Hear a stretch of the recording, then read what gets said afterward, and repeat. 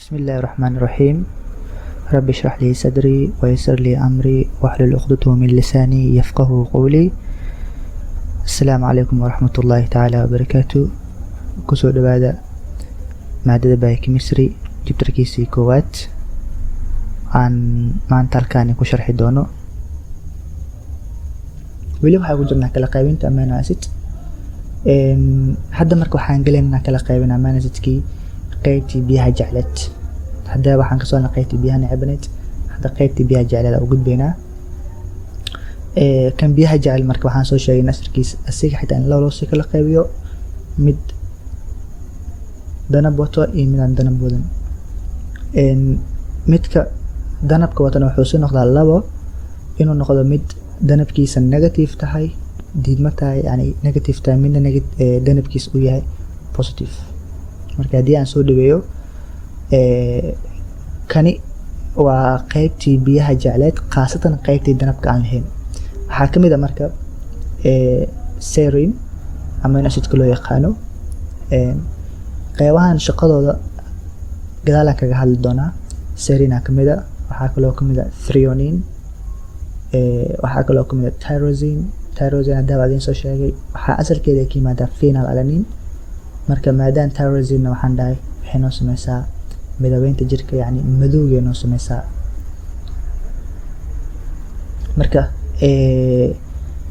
melanin noo sameysaa. melanin oo ah waxay qayb qaadanaysaa yani madowga qofka yani qofba qofka kale intuu ka madow yahay wuu ka melanin badan yahay. so madownaanta waxa keena waxay tahay tyrosine noo sameyso. tyrosine inta ka yimaadaa phenylalanine ka yimaadaa. soo kale tyrosine wuxuu noo sameyn karaa catecholamines hallo. catecholamines ayagana waxay kamid yihiin neurotransmitters wax la dhaho fariin gudbiyayaal waaye. fariin gudbiyayaal waaye. fariinta gudbiyaalka marka catecholamines waxa kamid ah marka wax la dhaho epinephrine iyo norepinephrine. okay waa baran doonaa ayagana firkooda. soo kale waxay noo sameeyaan thyroid hormones. dhuunta waxaa ku jiro qanjir la dhahay thyroid. qanjirkaas wuxuu soo dayaa marka dheecaan uu soo dayaa. dheecaankaas loo yaqaano thyroid hormone. marka dheecaankaasiitii markii la sameynayo waxyaabaha laga sameeyo waxaa kamid ah tyrosine. arki doonaa ayagoo faahfaahsan. soo kale qofkan ka waran haddii yani cudurka hadda aan kasoo sheekeeyey phenylalanine uu bato uu ka yimaado PKU yani haddii phenylalanine la bedeli waayo tyrosine loo bedeli waayo oo qofkan phenylalanine uu ku bato cuduraa ka imaan karo.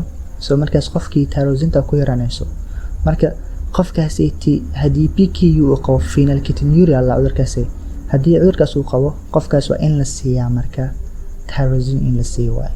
yani tyrosine oo waxaa la siinayaa yani uu qaadanaa cun ahaan uu qaadanaa waa la siinaa marka. waxaa ka mid ah marka amino acidka biyaha jecel asparagine mid la dhaho iyo glutamine. glutamine marka waa amino acidka ugu badan jirkan laga helo kan ugu badan waa marka.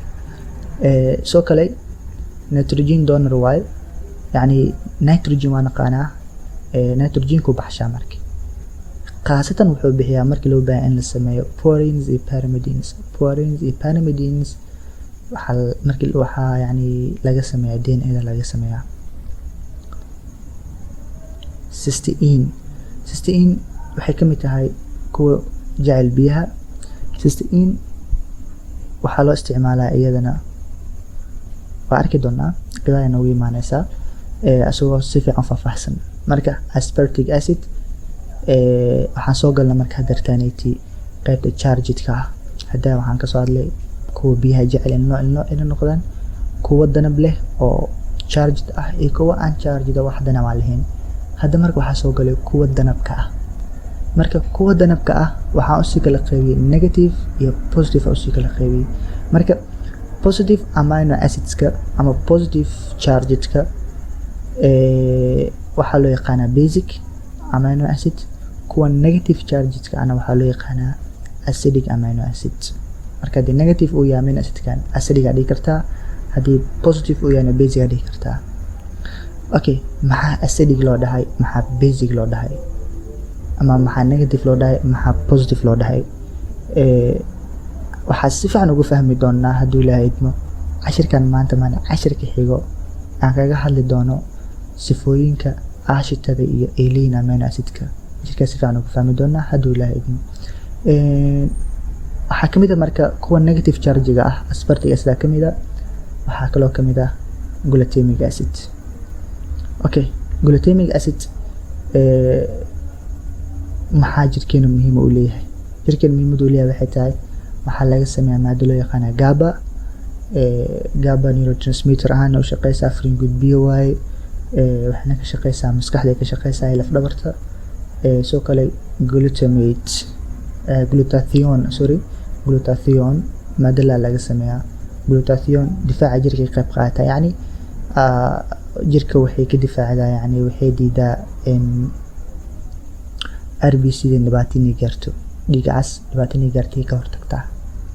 marka waa arki doonaa casharada dambe markaan soo gaarno si fiican ugu baran doonaa glutathione wax loola jeedo, shaqadeeda muhiimka ah. hordhac yar leeyahay kan. soo kale histidine asiga amino acid wuxuu kamid yahay basic loo yaqaano, yani positive amino acid waaye ama positively charged waaye. wuxuu sameeyaa marka histamine maada la dhaho. histaminkan shaqo badan oo jirka qabtaa. xasaasiyada qofka marka yani aragta xasaasiyad ku loo dhaho waxay qayb qaata xasaasiyada inay kiciso. histaminkan ee laga sameeyo histidinka. soo kale waxay keentaa yani qofka markuu cunto cuno kale calooshiisa waxay soo deysaa aashitay soo deysaa cunto lagu burburiyo, waxay qayb qaata aashidaas in la soo daayo. shaqooyin kale oo badan way leedahay, waa isla baran doonaa ayagana physiology ku baran doonaa hadduu Ilaahay idmo. soo kale lysine iyo arginine ayagana waxay kamid yihiin basic amino acid. shaqadoodu maxay tahay? lysine iyo arginine ayagaas waxay ka buuxaan waxa loo yaqaan histones. histones waxaa waaye DNA-deena waxay xiran tahay, yani way laalaaban tahay. بروتينات كل لاوان بروتينات كل لاوان وحاكمة بروتين لو يقان هيستونز واسديد بروتين اوكتمر واي زيد بروتين واي. سديداس بروتين مركا وحاكب وحلو يقان اللايسين يا ارجينين. صوب يقول بحن لايسين يا ارجينين positive charged واي، يعني ضرب وحيلين positive marka waxay ka saacidayaan histoneska, waxay ka saacidayaan DNA-da in si fiican ugu dhigto. sidee DNA-da negative charge waa markii la fiiriyo danab oo negative ay wadataa. marka lysine iyo arginine positive waa waxay ka dhigayaan histoneska inuu qaato danab positive ah. marka sida ogsoonahay positive in negative way isu soo jiitaan. marka so xikmadaas meesha ku jirto. soo kale lysine muxuu ahaa lysine waxay ku jirtaa yani hydroxylysine, yani collagen markii la sameynayo lysine soo kale waxaa la sameeyaa hydroxyl lagu daraa. hydroxylysine waxay qayb qaadataa collagen inay sii adkeyso. haddii lacala lysinkan oo hydroxide lagu darin collagen saas adeeg uma noqonayso, saas uma sii adkaanayso. haddii xididada markii la sameynayo collagen haddii laga sameeyana xididkaas wuxuu noqonayaa xidid si fudud yani ku dilaacayo. marka lysintan in lagu dhajiyo hydroxide waxa ka qayb qaato vitamin C. marka waxaa la dhahaa qofka vitamin C la-aan haddii hayso yani ciridkiisa uu dhiig baxaa hadduu cadeysanayo kale. waxaa sabab u ah vitamin C maadaama la waayo lysintan hydroxide laguma dhejin. haddaan hydroxide lagu dhejinna lysintan collaginta saas uma adkaanayso. collaginta hadii saas u adkaanina xididadii ayagana ayna dilaacaan mar walba u nugul yihiin. qofkii marka dhiig baxna oo nugul yahay. intaan waxay ahayd marka amino acidka qaabka u kala qaybinaynay ayagoona u fiirinaynay dhanka inay jecel yihiin biyaha. okay, disulfide bond maxaa la disulfide bond? disulfide bond waa bond ka tirsan markii la rabo qaab dhismeedka jirkeena in la adkeeyo yani ayaa la isticmaalaa. sidee marka? haddaati cysteine aan soo sheegay amino acidkan cysteine wuxuu wataa sulfhydryl group waxa la dhaho SH. marka cysteine markii la isku dhajiyo laba cysteine iyo cysteine kale markii la isku dhajiyo labadan hydrogen laga saaraa waxa ku soo baxaya marka qaab dhismeedkan ku soo baxayo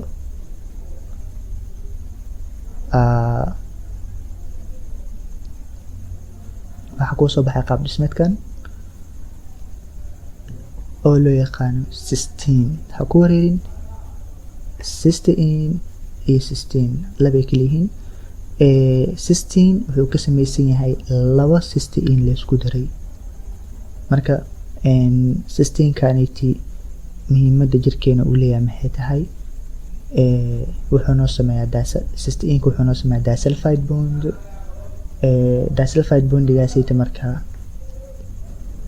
wuxuu sameynaa marka stabilization waxa loo yaqaano, yani wuxuu adkeynayaa ama wuxuu ka dhigayaa midaan jilcaneyn xubnaha qaar, structurada qaar. marka waxaa kamid ah albumin. sidee albumin dhigeena ku jirtaa, maadadan shaqo badan inoo haysaa, so protein waaye. marka maadadan proteinkan albuminta ah ma fududo in si fudud lagu jabsho, yani wax si fudud lagu burburin kara ma aha, sababtoo ah waxaa adkeeyey disulfide bondigana adkeeyey. haddii ka waran albumin in disulfide bondigan lahaan lahaynin, waxay noqoleed mid ay fududahay proteinkan in la burburiyo. marka so cysteine wuxuu qayb qaataa in proteinka uu adkeeyo uu ka dhigo mid si fudud lagu burburin karin.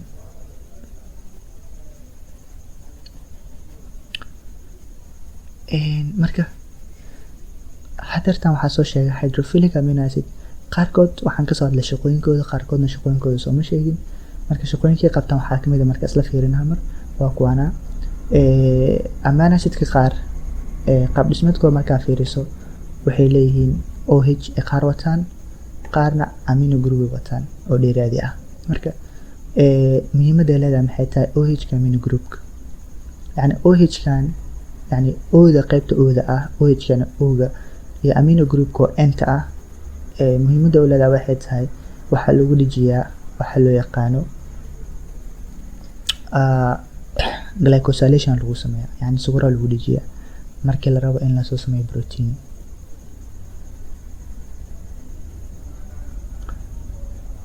okay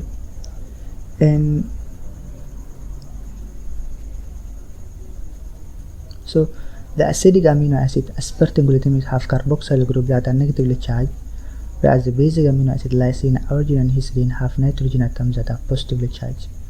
yani amino acid hadda waxaa soo qaadan dhahnay kuwan waxaa loo yaqaanaa negatively charged amino acid lahaa ama acidic lahaa oo kamid ah aspartic glutamate. sabab loo dhahay sababtoo ah waxay wataan carboxyl group dheeraadi ah, taasoo ka dhigaysa negative inay noqdaan, halka basic amino acidkana ay wataan nitrogen ama amino group dheeraadi ah, taasoo ka dhigaysa marka positive in la dhaho. marka weli meeshaan ma cado yani sababta positive iyo negative loo dhaho waa fahansanahay, laakiin gadaal dambo qaybta acid base kan kaga hadli doona, qaybta labada cashirkan kaga hadli doona. marka si fiican oo sharax cashirkaas ayaa si fiican loo fahmi doonaa sababtan positive iyo negative loo dhahay amino acidkan. waxaan soo sheegay hydrophilic inay kamid ahayn serine iyo threonine. labadan amino acid waxay leeyihiin OH wataan, maadaama OH wataan marka qaybta ooda ah waxaa lagu sameeyaa glycosylation, yani protein lagu dhijiyaa. qaasatan markii la sameynayo proteinka, yani waxaa lagu dhijiyaa sokor ayaa lagu dhijiyaa markii la sameynayo proteinka. proteinada qaar markii lasoo sameeyo sarka lagu soo sameeyo waxaa lagu sameeyaa yani isbedel lagu sameeyo, farsamo lagu sii sameeyaa oo ah qaarkood sokor lagu dhijiyaa, qaarkood waxyaabo kale lagu dhijiyaa. marka so proteinkaas haddii uu ka samaysan yahay serine iyo threonine amino acidkan loo yaqaan, labadan xabad ay ka samaysan yihiin proteinkaas, labadan marka qaybta ooda ah waxaa lagu dhijinaa sokor. asparagine soo kalena amino acidkaniti asina wuxuu wataa cygenkiis wuxuu ku wataa N oo ku wataa ama nitrogen oo ku wataa. nitrogenkana borotiinka laga sameeyey asparagine borotiinka laga sameeyey borotiinkaas waxaa lagu dhajiyaa sokortaas lagu dhajinayo marka waxaa loogu dhajiyaa asparaginka qaybta nitrogenka uu ka wataa loogu dhajiyaa sokortaas. Okay, kan haddii aan kasoo hadlay cysteine waxaan dhahay sulfur wataa, wuxuu noo sameeyaa marka disulfide noo sameeyaa, kaasoo ka dhigaya marka qaab dhismeedka borotiinka laga sameynayo inuu ahaado mid yani stabilizer ah, yani mid ay fududeyn in la kala jibiyo, mid yani mar walbo adag. Okay, methionine haddii aan kasoo hadlay waxaan dhahay methionine wuxuu wataa methyl uu wataa, methylkaas marka donor noogu sameeyaa marka yani wuu noo bixinaa methylka meelaha shaqooyin qaar jirka ka dhex dhacay ee looga baahan yahay methyl asaa noo baxshay marka methylkaasaa bixiyo. Shaqooyinkan waxay ka mid ahaan hydrophilic amino acidka. Okay, waxaan gelinaa marka amino acidka markii la magacaabayo see loo magacaabaa waa isla fiirinaynaa. amino acidka qaar waxaa lagu soo koobaa hal xaraf, qaarna 3 xaraf oo lagu soo koobaa, in dhammaantood magaciisa labada qor waa laga cajisayaa. tusaale ahaan marka cysteine oo kale hadaa fiirino waxaa usoo koobi kartaa CYS aa kusoo koobi kartaa ama C aa kusoo koobi kartaa. marka saasoo kale markaan sameynayno see u sameynaa qaacidaa jirto lagu sameeya iska samey ma ahan, qaacidooyinkaas la fiirin doonaa marka. Okay, markii amino acidkaniti hal xaraf aa kusoo koobeysid maxaa fiirinaysaa? waxaa la unique first letter. If only one amino acid begins with a given letter, then that letter is used as its symbol. Okay, amino acidyada qaar waxay ka yani waxaa jira qaarkood xarfaha ay ka bilaawdaan ay isla wadaagaan. tusaale ahaan amino acidka loo yaqaano glutamate wuxuu ka bilaawdaa G. Okay, midkan loo yaqaano glycine wuxuu ka bilaawdaa G. halka qaarkood amino acidka xarafka uu ka bilaawdana kaligiis uu leeyahay, aysan jirin amino acid kale oo ka bilaawna isla xarafkaas. waxaa kamid ah marka cysteine kamid ah amino acid kale oo xarafka C ka bilaawanayo ma arkaysid.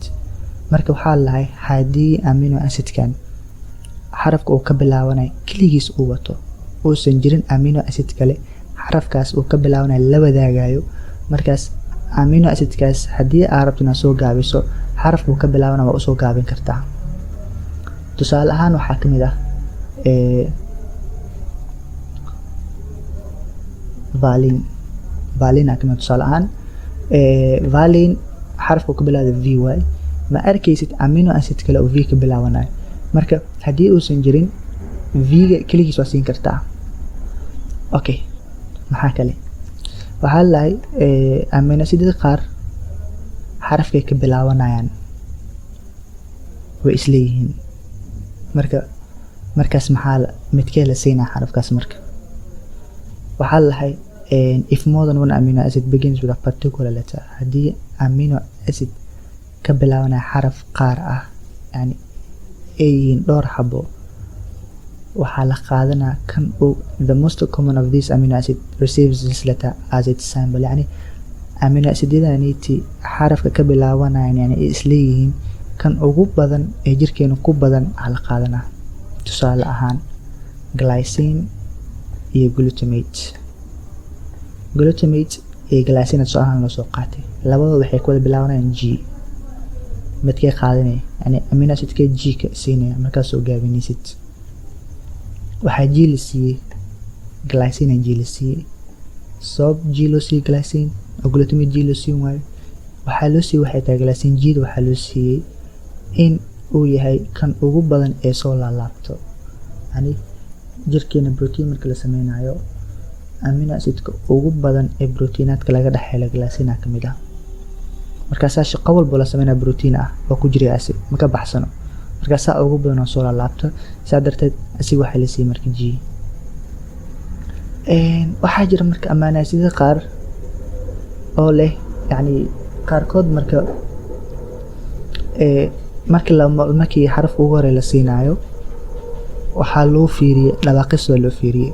tusaale ahaan waxaa kamid ah amino acidka loo yaqaano phenyl alanine markii aad rabto soo gaabiso hal xaraf aa kusoo gaabiso F aa la siiyey.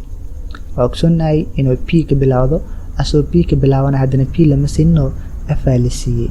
sabab loo siiyey f sababtaa labada markaa isku qabato fa camali kugu dhawaaqmayaan waxaana loo fiiriy marka dhawaaqista loo fiiriy waxaa la maadaama fa camali u dhawaaqmayaan f ha la siiyo oo phenyl alanine f ha looga soo qaado. waxaa kaloo kamid ah amino acidka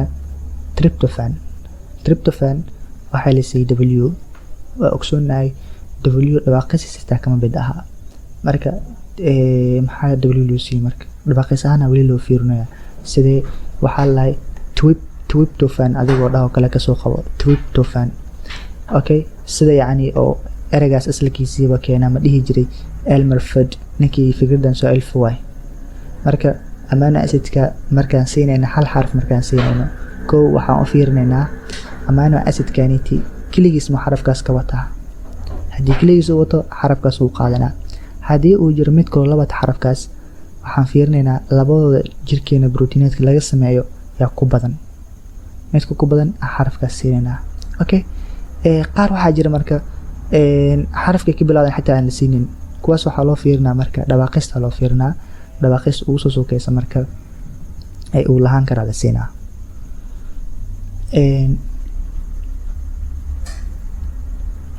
amino acidka marka haddaan markaan soo qaybinayno waxaan soo kala qaybinaa polar iyo non-polar soo kale markaan qaybinayno waxaa soo kale u fiiri karnaa qaybsankiisa waxaa u fiirin karnaa waxa loo yaqaano essential iyo non-essential. amino acidka si guud marka la kala qaybinayo afar qayb loo kala qaybiyaa iyadoo loo fiirinayo qaab dhismeedkiisa iyadoo loo fiirinayo inuu biyaha ku milmaayo iyadoo loo fiirinayo inuu yahay mid cuntada yacni cunto ahaan loo fiirinayo iyo iyadoo loo fiirinayo tamarta iyo inuu sameynayo. marka amino acidka qaar cuntada laga helaa jirkeena ma samaysto qaarkoodna jirkeena samaysto marka saas u kala qaadanaa. 20 amino acid marka kuwa cuntada laga helo waxaa kamid ah essential kuwa la dhaho yani essentialka waxaa waye cuntada laga hela ayaga yani jirkeena ma samaysto waxaa kamid ah arginine, valine, histidine, isoleucine, leucine, lysine, methionine, phenylalanine, threonine, tryptophan. waxaa u baahnaa markana waagid waxay tahay waa arginine asiga muxuu ahaa wuxuu u baahan yani waa amino acid ah sida caadiga non essential waa asiga laakiin haddana saas tahay essential lagu tiriyaa oo essential uu noqon karaa non essential uu noqon karaa sababta essential loogu tirinayo sabab kale ma ahan waxaa jirta jirkeena marxalad yani jirka korismo uu mar uu galayo tusaale ahaan hooyada mar ay uur leedahay ay jirto uurkaas marka cunuga yani ay sidaa cunugeeda marka korismo ku socoto soo kale tusaale ahaan qofka markii yani jirkiisa growth uu sameynayo qofka markuu gym ugu jiro kale bir uu qaadayo kale jirkiisa dabcan korismo ku socoto korismadaas oo kale arginine wuxuu noqdaa marka essential uu noqdaa. soo kale waxyaabaha waxaa kamid ah marka qofkaniti markii yani uu cudur ku dhaco kale yani in muddo uu xanuunsado markii uu soo kawanayo jirkiisa qofkaasna markaas arginine oo kale wuxuu noqonaysaa marka wax loo yaqaan essential. laakiin sida caadiga ah haddii qofka marxaladiisa okay ay tahay yani gyms uu sameynin hooyada hadaysan uur lahayn oo kale soo kale qofkan caadi marxalad caadiga markuu ku jiro arginine qofkaas non essential u tahay.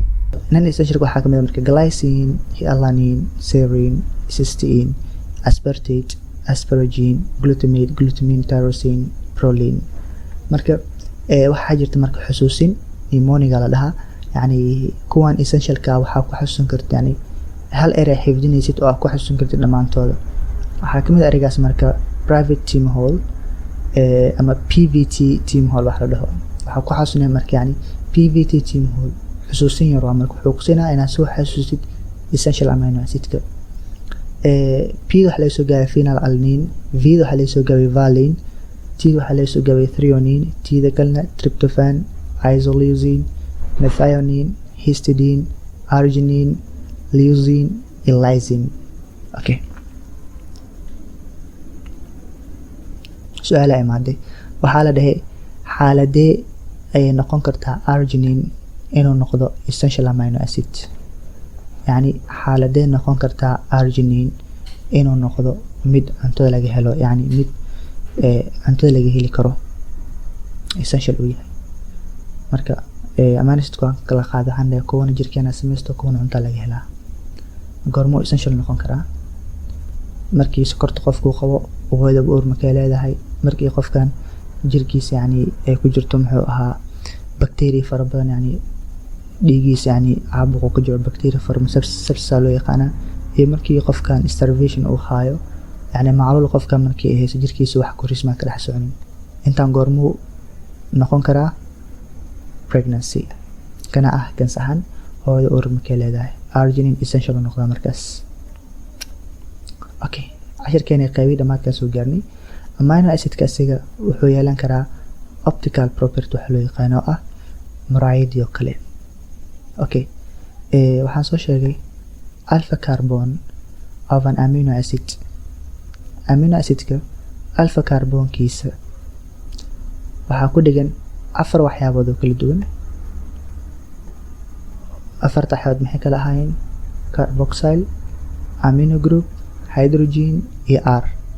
Okay, markii alpha carbon ku dhigan yahay afar waxyaabood oo kala duwan waxaa dhigi kartaa asymmetric way, yani afar waxyaabood aan islahayn ku dhigan asymmetric dhigi kartaa. Sidaa darteed waxaa loo yaqaanaa marka chiral ama chiral. Amino acidka alpha carbon markii ay ku dhigan yihiin afar waxyaabood ee kala duwan waxaa dhigi kartaa asymmetric ama chiral. Okay, haddii ka waran amino acidka afarta waxyaabood ku dhigan laba ka mid ay kala duwan yihiin laakiin laba ka mid ay isla yihiin markaas chiral ma noqon karo. Okay, maxaa ka mid ah marka glycine exception ku jiro. Glycine tirada ma soo galayo sababtoo ah glycine alpha carbonkiisa waxaa ku dhigan laba hydrogen oo ku dhigan marka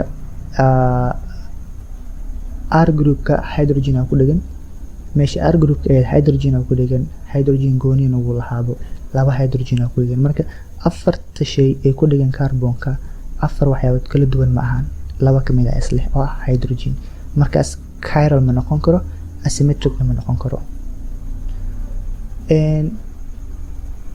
Marka ka waran kuwa yani asymmetric ah amino acidka asymmetric ah ama chiralka ah kuwa chiralka ama asymmetric ah waxay u jiri karaan laba nooc loo yaqaan D form iyo nooc loo yaqaan L form.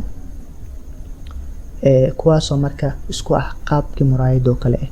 Sawirkan ugu filan hadda sawirkan aragto amino acidka qaab dhismeed isku mid waa alanine isla yihiin kana waa alanine kana waa alanine. Midkan qaab dhismeed ku yahay carboxyl group kana carboxyl group ku wata amino group ki uu wata kana amino group ku wata hydrogen tii soo kale R group ni soo kale marka intee loo kala duwan yahay meesha loo kala duwan waxay tahay amino group ka waa hadii L alanine ah fiiriso amino group wuxuu ku dhigan yahay dhanka bidix hadii ah fiiriso D alanine amino group wuxuu ku dhigan yahay dhanka midig marka isku fiiris labadooda wuxuu u egyahay qaabka muraayad oo kale u egyahay ilaan hadaa muraayad hor istaagto midigtaada maraacayso maan midigtaada waxaa kusoo aadaya bidixdaadana waxaa kusoo aadaya midigtaada marka qaabka muraayad oo kale isku noqonayaan. So goormuu amino acidka noqon karaa qaabka muraayad oo kale ah markii asymmetric uu yahay ama chiral uu yahay yani markii afarta waxyaabood carbonka meesha afarta waxyaabood markii ay yihiin afar wax kala duwan.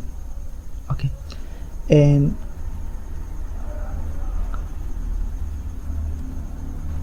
su'aal ay maaday waxaa la marka hadii laga reebo glycine all amino acidka laga helo proteinka waxa waaye glycine laga reebo amino acidka dhamaan proteinka laga helo waxa waaye optically inactive yani kuwa oo waxa waaye yani aan ahaynin muraayad oo kale isku ahaynin maya glycine kamid ah kuwaas dextrorotatory kuwa yani aan wareegsan karin